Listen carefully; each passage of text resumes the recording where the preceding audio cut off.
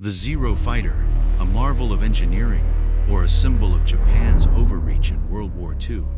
This is the story of a legend full of triumphs and tragic flaws. 2S. Designed for dominance, the Zero was unmatched in its early days. But how did this technological marvel become a cautionary tale? 5S. To understand the Zero, we must first understand the men who flew it, their courage, their fears, their missions. 7s. The Zero was more than a machine head, it was a weapon of strategy, a symbol of Japan's ambitions for dominance in the Pacific. 5S. From Pearl Harbor to the Battle of Midway, the Zero made its mark, but at what cost? 7s. What made the Zero so feared? Its speed, its range, or its cutting-edge design? 9s. In its prime, the Zero was seen as invincible, a king of the skies. But invincibility often breeds overconfidence. 6s. The Zero's long range and unmatched agility gave it an edge, but was this edge sustainable? 8s. Beneath the waters of the Pacific lie the remains of Zero planes, silent witnesses to history's harsh lessons.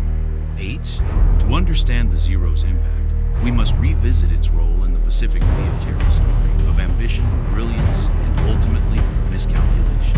5s. The Zero was born from ingenuity and ambition.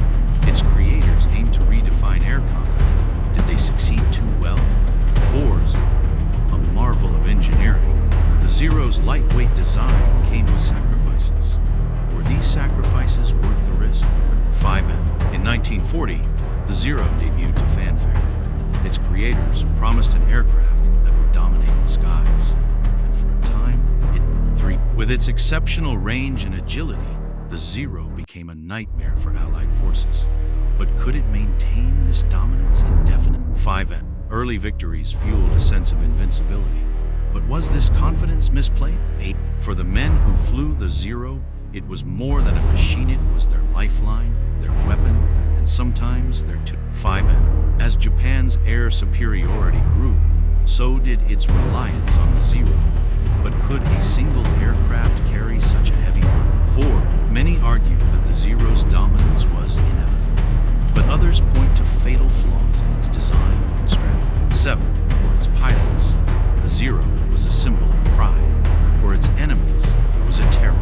For historians, it remains a paradox. 5m. The Zero was integral to Japan's early successes, but could this